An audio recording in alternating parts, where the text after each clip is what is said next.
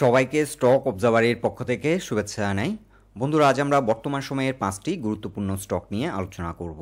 এই স্টকগুলো নিয়ে আমরা ধারাবাহিকভাবে পোস্ট করেছি। আজকে আবারও একটি আপডেট দিচ্ছি। বন্ধুরা, আলোচনাটি শেষ পর্যন্ত শুনতে থাকুন। আলোচনাটি শুরুতেই সবাইকে রিকোয়েস্ট করব, ডিসক্লেমার অংশটি আপনারা ভালো করে পড়ে নেবেন। পুঁজিবাজার ঝুঁকিপূর্ণ। আপনার কোনো পার্সোনাল বাই এবং সেলের কারণে আপনি যদি ক্ষতিগ্রস্ত হয়ে থাকেন, সে দায় স্টক অবজারভার বহন করবে না। শুরুতে ডে চার্টে দেখে নিচ্ছি BDTHAI অ্যালুমিনিয়াম লিমিটেড এই স্টকটির অবস্থান। এই স্টকটি নিয়ে লাস্ট টাইম আমরা যে আপডেটটি দিয়েছি, আমরা টার্গেট সেট করেছিলাম স্টকটির ক্ষেত্রে 25 থেকে 26। আমাদের ফার্স্ট টার্গেটটি কিন্তু অ্যাচিভ করে গেছে। স্টকটির ক্ষেত্রে যে বিষয়টি লক্ষণীয় সেটি হচ্ছে ভলিউমের মধ্যে কিন্তু ধারাবাহিকতা আছে এবং যে ব্রেকআউটটি দিয়েছে এখানে একটি গুরুত্বপূর্ণ রেসিস্ট্যান্স ছিল 22 টাকা 50 পয়সা থেকে 23 টাকা। এখানে কিন্তু অ্যাভারেজ থেকে অনেকটা হাই ভলিউম নিয়ে এই ব্রেকআউটটি দিয়েছিল। ব্রেকআউট দেওয়ার পর আজ গ্যাপ আপ করে কিন্তু দিন শেষে 25 টাকা 60 পয়সা এসে ক্লোজ হয়। বর্তমান সময়ের হাই পারফর্মিং স্টকগুলোর মধ্যে একটি, এবং এটি আবারও একটা শক্তিশালী মোমেন্টামের মাধ্যমে এগিয়ে যাচ্ছে। ভালো একটা প্রাইস অ্যাকশন লক্ষ্য করা যাচ্ছে। আজকে অ্যাভারেজ ভলিউম থেকে কিছুটা বেশি ভলিউমে ট্রেড হয়েছে।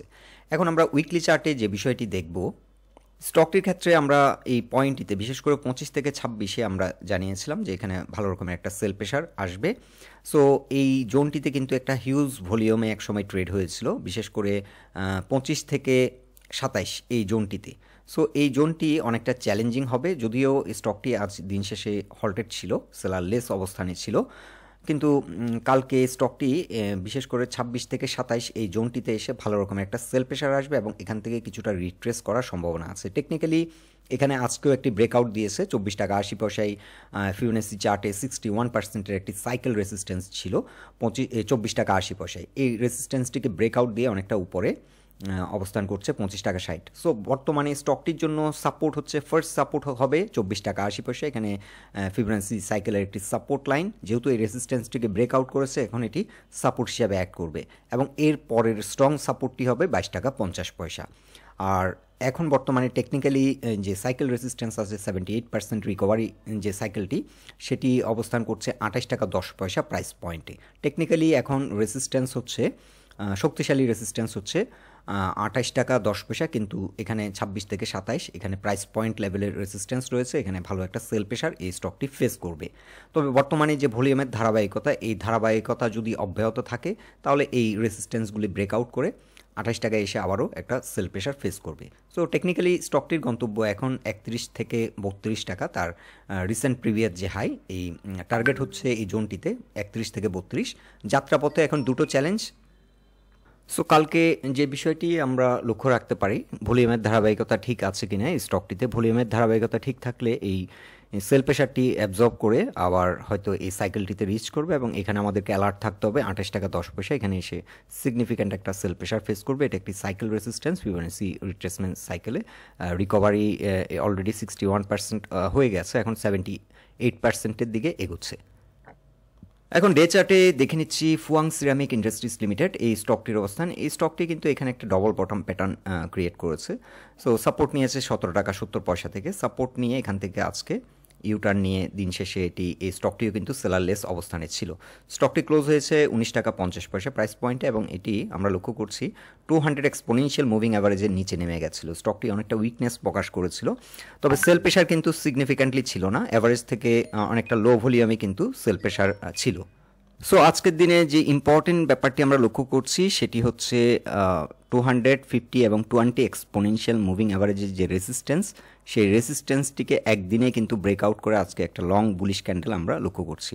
ভলিউম কিছুটা বৃদ্ধি পেয়েছে, যদিও দিন শেষে এটি সেলারলেস অবস্থানে ছিল, কিন্তু ভলিউমে যে ট্রেড হয়েছে অ্যাভারেজ থেকে কিছুটা লো ভলিউমে ট্রেড হয়েছে এবং কারেকশনে আমরা দেখতে পাচ্ছি সেল প্রেশার অনেকটা কমে গেছিল, অ্যাভারেজ থেকে কিন্তু লো ভলিউমেই ট্রেড হয়েছিল স্টকটি। সো এখন এই স্টকটি বর্তমানে একটি চ্যানেল মেনটেন করে এগিয়ে যাচ্ছে। সো বর্তমানে এটি কিন্তু রেসিস্ট্যান্স পয়েন্টে রয়েছে। আমরা চ্যানেলটিকে আরেকটু অ্যাডজাস্ট করে নিচ্ছি, ট্রেন লাইনটিকে।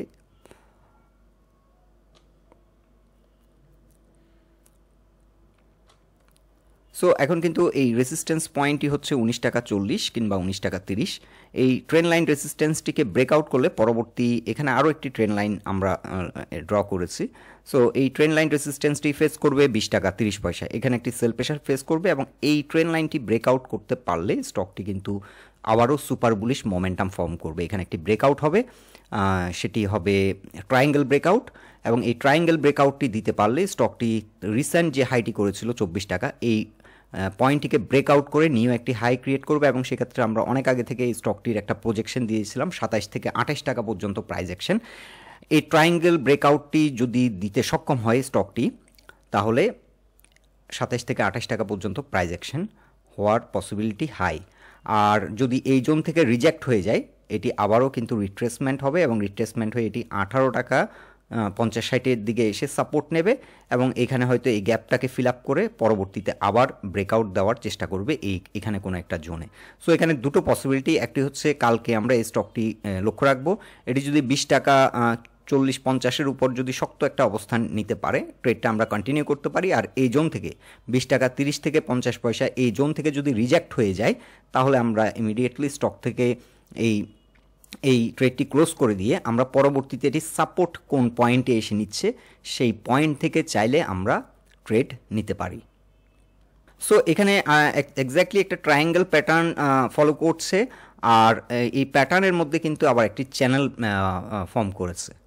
সো একটি প্যাটার্নের মধ্যে ডিফারেন্ট কাইন্ড অফ প্যাটার্ন থাকতে পারে, আর স্টকটির জন্য স্ট্রংগেস্ট সাপোর্ট হচ্ছে 18 টাকা। এই জোনটিকে, এই সাপোর্টটিকে কিন্তু রেসপেক্ট করছে বর্তমানে।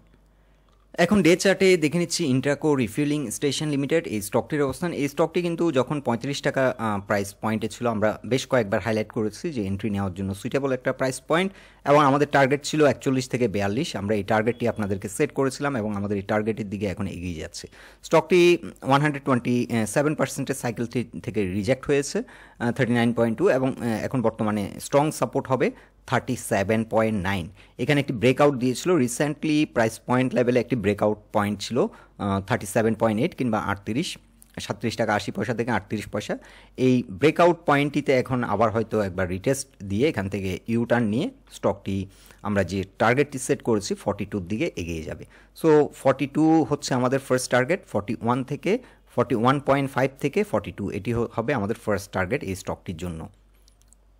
আর এখানে যদি আমরা ট্রেড নিই, কোনো কারণে যদি স্টকটি 37 টাকা 50-এর নিচে নেমে যায়, কিংবা আমরা এতটুকু পর্যন্ত ওয়েট করতে পারি, এখানে 200 এক্সপোনেনশিয়াল মুভিং অ্যাভারেজের যে সাপোর্ট লাইন সেটি আছে 37 টাকা 30 পয়সা, এটা আমরা ডে চার্টে আলোচনা করছি। 37 টাকা 30 পয়সা পর্যন্ত আমরা চাইলে ট্রেড কন্টিনিউ করতে পারি, এর নিচে নেমে গেলে আমরা স্টপ লস দেওয়ার বিষয়টি আমাদেরকে চিন্তাভাবনা করতে হবে। তবে এটি আমরা শর্ট টার্ম যারা ট্রেডার তাদের জন্য প্রজেকশন দিয়েছি। যারা একটু লং টার্ম চিন্তাভাবনা করছেন, এই স্টকটি কিন্তু এখান থেকে ঘুরে ফিরে এটি আবারও কিন্তু এই 52 টাকার যে রিসেন্ট যে হাইটি ক্রিয়েট করেছিল 52 থেকে 54, এই জোনটিকে চেস করবে। সো 50 টাকা পর্যন্ত টার্গেট হতে পারে। এখানে আমরা 50 টাকা থেকেও রিজেকশন একটা দেখতে পাচ্ছি। সো 50 পর্যন্ত চাইলে যারা একটু লং টার্ম চিন্তাভাবনা করছেন, লাইক 2-3 মান্থস, তাদের জন্য টার্গেট হতে পারে এই স্টকটির ক্ষেত্রে 50 টাকা। এখন ডে চার্টে দেখে নিচ্ছি মেঘনা লাইফ ইন্স্যুরেন্স কোম্পানি লিমিটেড, এই স্টকটির অবস্থান। এই স্টকটি রিসেন্টলি একটা ব্রেকআউট পয়েন্ট থেকে রিজেক্ট হলো আজকে, এবং এই রিসেন্ট সময় যে প্রাইস অ্যাকশনটি করেছিল 83 থেকে 85 পর্যন্ত একটা প্রাইস অ্যাকশন করেছিল, এবং এরপরে কিন্তু বড় রকমের একটা পতন লক্ষ্য করছি। 68 থেকে এটি সাপোর্ট নেয়। এখন আবারও কিন্তু এই রিসেন্ট সময় যে পয়েন্ট থেকে রিজেক্ট হয়েছিল এই জোনটিকে চেস করছে, এবং এটি ব্রেকআউট করার সম্ভাবনা রয়েছে। আজকে অ্যাভারেজ ভলিউম থেকে কিন্তু অনেকটা বেশি ভলিউম নিয়ে এখানে একটা রেসিস্ট্যান্স ছিল 80 টাকায়, এই রেসিস্ট্যান্সটিকে ব্রেক করেছে। 80 থেকে 81-তে কিন্তু প্রাইস পয়েন্ট লেভেলের রেসিস্ট্যান্স ছিল, সেই রেসিস্ট্যান্সটি ব্রেক করে এটি 83.4 থেকে কিন্তু রিজেক্ট হলো, এবং এখানে রেসিস্ট্যান্স রয়েছে 83.5 পর্যন্ত কিন্তু স্টকটির ক্ষেত্রে আমরা রেসিস্ট্যান্স লক্ষ্য করছি। সো এই স্টকটির ক্ষেত্রে আমরা চাইলে এখন ব্রেকআউট ট্রেড নিতে পারি। এটি 4 এর উপর যদি স্ট্রং পজিশন ক্রিয়েট হয়, লক্ষ্য রাখতে হবে অ্যাভারেজ থেকে অবশ্যই ভলিউম বৃদ্ধি পেতে হবে। এখানে ভলিউম নিয়ে যাতে ব্রেকআউটটা দেয়। বর্তমানে যে ভলিউমের ট্রেড হলো আজকে, এই ভলিউম থেকেও কিন্তু আরও হাই ভলিউমে ব্রেকআউটটি দিচ্ছে কিনা এই বিষয়টি হচ্ছে গুরুত্বপূর্ণ। আর ভলিউমের ধারাবাহিকতা, এই স্টকটির ক্ষেত্রে কিন্তু রিসেন্ট সময় ভলিউমের ধারাবাহিকতা ঠিক নেই। ধারাবাহিকতা যদি ঠিক নেই, স্টকটি এখানে কিছুদিন হয়তো এখানে আমরা এক্সট্রিম যে সাপোর্টটি ধরে নিচ্ছি 200 এক্সপোনেনশিয়াল মুভিং অ্যাভারেজ, এটি আমাদের জন্য এখন ইম্পর্টেন্ট সাপোর্ট।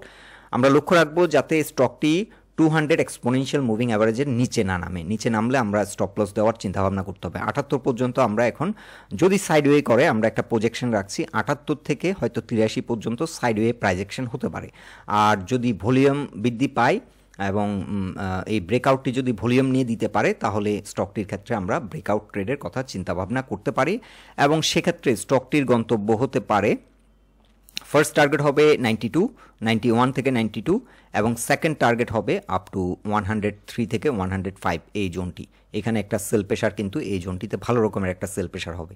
100 পর্যন্ত চাইলে যারা একটু লং টার্ম চিন্তাভাবনা করছেন 100 পর্যন্ত এই স্টকটি চাইলে টার্গেট সেট করতে পারেন। যদি এই ব্রেকআউটটা দেয় তাহলে স্টকটি ঘুরে ফিরে হয়তো আবার 100 পর্যন্ত রিচ করবে। আর যদি এর মধ্যে মার্কেট আরও ভালো করে এবং লাইফ ইন্স্যুরেন্স সেক্টর যদি প্লে করে তাহলে স্টকটির গন্তব্য হতে পারে তার যে রিসেন্ট প্রিভিয়াস হাই ছিল 137 এই জোনটি পর্যন্ত রিচ করতে পারে। কেননা আমরা সবাই জানি যে ইন্স্যুরেন্স সেক্টর নিয়ে কিন্তু একটা ভালো নিউজ অলরেডি আমরা পেয়ে গেছি। সো প্রাইস অ্যাকশনটি এখনও হয়নি। সো সেক্ষেত্রে একটা লং র্যালি হওয়ার সম্ভাবনাও কিন্তু জেনারেল ইন্স্যুরেন্স সেক্টর এবং লাইফ ইন্স্যুরেন্স সেক্টরের ক্ষেত্রে রয়েছে। এখন ডে চার্টে দেখে নিচ্ছি ইয়াকিন পলিমার লিমিটেড এই স্টকটির অবস্থান। এই স্টকটি রিসেন্টলি ডবল টপ করার পর কিন্তু নেকলাইন সাপোর্টটি ভেঙে গেছে এবং স্টকটি ফার্দার কারেকশন হওয়ার সম্ভাবনা রয়েছে। সো স্টকটি এখন এই জোনটিতে কিন্তু ভালো রকমের সেল প্রেশার ফেস করবে 29। আজকে যদিও একটা বুলিশ ক্যান্ডেল আমরা লক্ষ্য করছি কিন্তু ভলিউম ছিল না, ভলিউম অ্যাভারেজ ভলিউম থেকে কিন্তু অনেকটা লো ভলিউমে কিন্তু একটা পজিটিভ প্রাইস অ্যাকশন হলো, 28.5 এসে ক্লোজ হলো। কিন্তু স্টকটি এখন বর্তমানে যে সাপোর্ট পয়েন্ট রয়েছে এখানে প্রাইস পয়েন্ট সাপোর্ট আছে 26 টাকা 70 এবং 200 এক্সপোনেনশিয়াল মুভিং অ্যাভারেজের যে সাপোর্ট লাইন সেটি 25। স্টকটি কিন্তু ফার্দার কারেকশন হওয়ার সম্ভাবনা রয়েছে যেহেতু এটি 20 এবং 50 এক্সপোনেনশিয়াল মুভিং অ্যাভারেজের নিচে নেমে গেছে।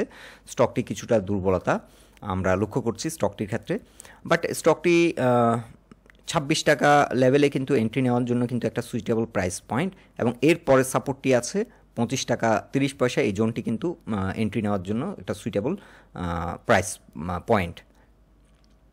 সো যারা এই জোনটিতে এন্ট্রি নিয়েছেন কিছুটা হাই প্রাইস পয়েন্টে, আপনারা চাইলে স্টকটি যদি ফার্দার কিছুটা কারেকশন হয় আপনারা অ্যাভারেজ ডাউন করে রাখতে পারেন। সো স্টকটি বর্তমান সময়ের গুড পারফর্মিং স্টকগুলোর মধ্যে একটি, ভালো ট্রেডিং অপরচুনিটি আসে ঠিকমতো সাপোর্ট পয়েন্ট অনুযায়ী যদি স্টকটিতে এন্ট্রি নেওয়া যায় তাহলে কিন্তু ভালো ট্রেড অপরচুনিটি থাকে, প্রফিট আমরা ভালো একটা প্রফিট কিন্তু এই স্টকটি দেয়। সো এই স্টকটির ক্ষেত্রে আমরা একটি চ্যানেল ড্র করছি। স্টকটি যদি ফার্দার কারেকশন হয় আপ টু 25.4 পর্যন্ত কারেকশন হতে পারে এবং এখানে ট্রেন্ড লাইন সাপোর্ট রয়েছে 200 এক্সপোনেনশিয়াল মুভিং অ্যাভারেজের সাপোর্ট। তার আগে যে সাপোর্টটি রয়েছে 26 টাকা 70। বর্তমান ফার্স্ট যে রেসিস্ট্যান্স সেটি হচ্ছে 29 টাকা 10 থেকে 29 টাকা 20-30 পর্যন্ত। এই জোনটিতে 29.50 পর্যন্ত ভালো রকমের একটা সেল প্রেশার আসবে এবং এই পয়েন্টটি থেকে যদি ব্রেকআউট করে দাঁড়াতে পারে তাহলে স্টকটি এখানে যদি 20 এক্সপোনেনশিয়াল মুভিং অ্যাভারেজের উপর ঘুরে দাঁড়াতে সক্ষম হয় তাহলে আবারও হয়তো স্টকটি নতুন একটা মোমেন্টামের মাধ্যমে স্টকটি আপ টু 34 থেকে 35 পর্যন্ত প্রাইস অ্যাকশন হতে পারে। সো বন্ধুরা এই 5টি স্টক নিয়ে এটাই ছিল আমাদের অবজারভেশন। আলোচনাটি যদি আপনাদের ভালো লেগে থাকে অবশ্যই পোস্টটিকে লাইক দিন আর আমাদের সাথে থাকার জন্য আপনাদের অসংখ্য ধন্যবাদ।